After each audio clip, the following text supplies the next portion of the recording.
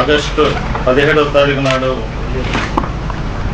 ఒక కోటేశ్వరరావు గారని అలాగే చిట్టిరాజు గారని మన ఎంఈపీ పోలీస్ స్టేషన్కి వచ్చి ఒక కంప్లైంట్ ఇవ్వడం జరిగింది, పిఎంపాలెం పోలీస్ స్టేషన్. అయితే వాళ్ళ దగ్గర నుంచి బంగారం తక్కువ రేటుకి ఇస్తామని చెప్పి ఒక ఇద్దరు వ్యక్తులు 20 లక్షల రూపాయలు మోసం చేసి తీసుకుపోయారని కంప్లైంట్ ఇవ్వడం, దాని మీద ఒక కేసు రిజిస్టర్ చేసి దాంట్లో దర్యాప్తు చేయడం జరిగింది. మన సిపి గారు ఒక ప్రత్యేకమైన బృందాన్ని మన ఏసీపీ శ్రావణ్ కుమార్ గారు, సిసిఎస్ ఇన్స్పెక్టర్ రామచంద్రరావు గారు, ఇన్ఛార్జ్ ఇన్స్పెక్టర్ పిఎంపాలెం వారిని, తర్వాత వారి ఎస్ఐస్, హెడ్ కానిస్టేబుల్స్ అందరినీ ఒక టీమ్గా ఫామ్ చేసి ఈ కేసులో దర్యాప్తుకు పంపిస్తే ఇందులో మనకి పూర్వాపరాలంతా ఈ విధంగా ఉన్నాయి. ఫిబ్రవరి నెలలో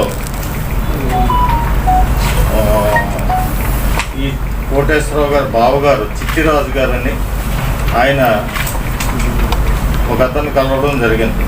ఆయన పేరు చంద్రశేఖర్ రెడ్డి అని చెప్పుకున్నారు.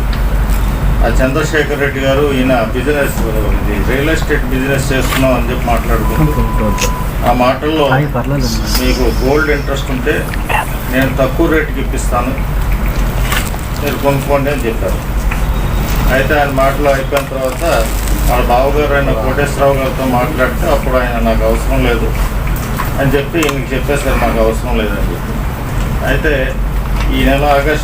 గత నెల ఆగస్టులో కోటేశ్వరరావు గారు వచ్చి నాకు కొంత బంగారం కొనుక్కోవాలి, ఇంట్లో వస్తువులు చేయించాలని చెప్పి ఈ చిట్టిరాజు గారితో కన్సల్ట్ చేస్తే చిట్టిరాజు గారు అయితే నాకు ఒక ఆయన తెలుసున్నారు, ఆయనతో కాంటాక్ట్ చేస్తానని ఫోన్లో కాంటాక్ట్ చేయడం జరిగింది ఈ రెడ్డి గారు.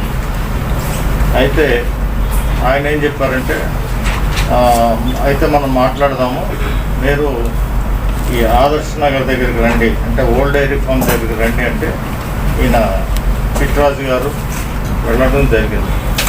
అక్కడికి వెళ్ళి ఈ చంద్రశేఖర్ రెడ్డి గారిని కలిసిన తర్వాత ఆయనేమో మేమైతే తక్కువ బంగారం అయితే ఇవ్వలేము, ఒక 1/2 కేజీ బంగారం మీరు కొన్నట్లయితే ఒక 20 lakhsకి నేను ఇవ్వగలను, అలాగే నా పార్ట్నర్స్ ఉన్నారు వాళ్ళని కూడా కాంటాక్ట్ చేసి విల్ ప్రొవైడ్ అని. అయితే ఎప్పుడు రమ్మంటారంటే రేపు నేను మళ్ళీ చెప్తానని చెప్పి, రేపు మనం పెట్టుకుందామని ప్లేసు టైము చెప్తానని చెప్పి వెళ్ళిపోయారు.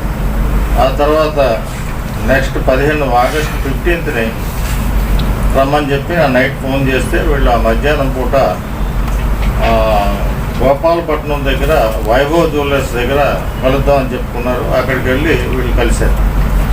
ఈ చిట్టిరాజు గారు తర్వాత బావగారు కోటేశ్వరరావు గారు ఇద్దరు కూడా వెళితే క్యాష్ తీసుకొని రమ్మన్నారు. వీళ్ళ అన్నగారు కోటేశ్వరరావు గారు అన్నగారు ఒక 53 లక్షలకు ఒక బిల్డింగ్ అమ్మారు. అందులో ఇతను హ్యాండ్ లోన్ 20 lakhs తీసుకుని అక్కడికి వీళ్ళిద్దరూ వెళ్ళారు. వెళితే అక్కడ ఈ చంద్రశేఖర్ రెడ్డి గారు అట్లాగే జ్ఞానేశ్వరరావు అని చెప్పి ఒక ఆయన, వాళ్ళిద్దరూ కలిసి వీళ్ళతో మాట్లాడారు. మాట్లాడితే వాళ్ళు ఏమన్నారంటే ఆ డబ్బులు తెచ్చారంటే తెచ్చామన్నారు. వీళ్ళేమో గోల్డ్ తీసుకోండి, గోల్డ్ చూపించండి అప్పుడు డబ్బులు ఇస్తామన్నారు. అయితే బంగారం తేలేదు, మీరు డబ్బులు తెస్తారో లేదు అనే దీంతో మేము తేలేదు అని చెప్పారు. వాళ్ళ ప్లాన్ ఏంటంటే డబ్బుల్ని మార్చేసి తెల్ల కాగితాల కట్టలో పైన నోట్లు పెట్టి ఇచ్చేద్దామనే ఉద్దేశంతో వాళ్ళు ప్లాన్ చేశారు. అక్కడే సమూహం కుదరకపోతే అయితే రేపు మేము గోల్డ్ పట్టుకొస్తాము, మళ్ళీ మనం రేపు కలుద్దామని చెప్పి ప్లాన్ చేసుకున్నారు. తర్వాత మళ్ళీ ఫోన్ చేశారు. 17వ తారీఖు నాడు ఈ స్టేడియం పిఎం పాలెం స్టేడియం దగ్గర కలుద్దామని చెప్తే వీళ్ళిద్దరూ చిట్రాజు గారు అట్లాగే కోటేశ్వరరావు గారు క్యాష్ 20 లక్షలు తీసుకుని ఒక కారులో అక్కడికి వెళ్ళారు. వెళితే ఏం చేశారంటే అక్కడ ఈ చంద్రశేఖర్ రెడ్డి అనే ఆయన కలిసి ఈ సందులోకి వెళ్దామని చెప్పి స్టేడియంకి ఆపోజిట్లో సందులో తీసుకెళ్ళి కూర్చోబెడితే వాళ్ళు అడిగారు గోల్డ్ తెచ్చారా అని. ఇదిగో ఇప్పుడే తీసుకొస్తాను, మీరు ఇక్కడే కూర్చోండి, నేను బయటకు వెళ్ళి తీసుకొస్తానని చెప్పి ఆయన బయటకు వెళ్ళారు. ఈలోపు మళ్ళీ తిరిగి ఒక పావు గంటలో వచ్చి గోల్డ్ వస్తుంది, నేను కవర్ పెట్టాను, ఈలోపు నేను డబ్బులు లెక్క పెడతాను అని చెప్పి మనీ లెక్క పెడుతూ ఎవరికో ఫోన్ చేశాను. అంటే డబ్బులు ఉన్నాయి అని చెప్పి ఒక సిగ్నల్ ఇచ్చాడు. ఇచ్చిన వెంటనే ఒక 5 మినిట్స్లో ఒక ఇన్నోవా కారు పోలీస్ సైరన్ వేసుకుంటూ వచ్చి ముగ్గురున్నారు ఇన్నోవా కారులో. ఒక అతను బయటికి దిగి సైరన్ వేసుకుంటారు, వీళ్ళు కంగారు పడుతున్నారు. ఈలోపు ఈయన దగ్గర డబ్బులు లెక్క పెడుతున్నాడు దిగి ఆ పోలీస్ కారు ఎక్కి పార్చారు. ఇది జరిగిన తర్వాత మేము దర్యాప్తులో భాగంగా వెరిఫై చేస్తే ఈ చంద్రశేఖర్ రెడ్డి అనే ఆయన అట్టాడ సీతారాం అని చెప్పి కలకట్టాలో ఉంటారు. ఈయన ఆ కలకట్టాలో ఉంటారని భావించి ఆయన అక్కడికి ఒక పార్టీని పంపించి అతను అరెస్ట్ చేయడం జరిగింది. అది 1వ తారీఖు నాడు సీతారాం గారిని అరెస్ట్ చేసి ఆయన్ని విచారించగా ఆయన ఈ స్టోరీ అంతా చెప్పడం జరిగింది. ఇప్పుడు మీకు చెప్పిన స్టోరీ అంతా. అప్పుడు అందులో వీళ్ళతో పార్టిసిపేట్ చేసిన వాళ్ళు వీళ్ళకి మెయిన్గా ఒక సుదర్శన్ రెడ్డి గారు అని చెప్పి ఆయన దీన్ని ఆర్గనైజ్ చేశారు. ఆయన పిలువగా ఈ అట్టాడ సీతారాం గారు, అట్లాగే అంపటి సంతోష్, గోవింద ముత్యాల నాయుడు, బొమ్మ శివదుర్గారావు, జ్ఞానేశ్వరరావు వీళ్ళందరూ కూడా పార్టిసిపేట్ చేశారు. అయితే ఈ ఫస్ట్ ఈ గోపాలపట్నంలో వెళ్ళినప్పుడు ఈ జగదీశ్వరరావు,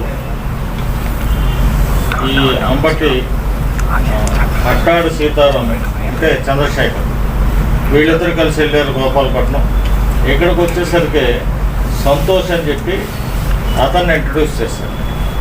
ఈ అఫెన్స్లో 2 ఒరిజినల్ అఫెన్స్. ఈ సంతోష్ ఈ సీతారాం కలిసి వచ్చారని. తర్వాత ఈ పోలీసుగా యాక్ట్ చేసింది గోవింద ముత్యాల నాయుడు, అలాగే కొమర శివదుర్గారావు వీళ్ళిద్దరూ పోలీసులుగా యాక్ట్ చేస్తూ ఈ కారులో ఈ 3వ డ్రైవ్ చేస్తున్నవాడు సంతోష్. వీళ్ళందరూ కలిపి ఆర్గనైజ్ చేశారు. ఈ 20 lakhsని వీళ్ళు పంచుకోవడం జరిగింది.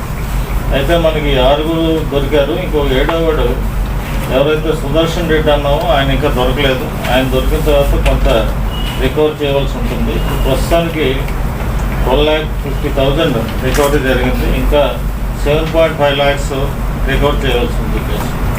వీళ్ళందరినీ కూడా నిన్న ఈ సీతారాంను 1వ తారీఖున అరెస్ట్ చేసాము. మిగిలిన 5గురిని కూడా నిన్నటి రోజున అరెస్ట్ చేసి వీళ్ళ కోర్టులో కొట్టించాడు.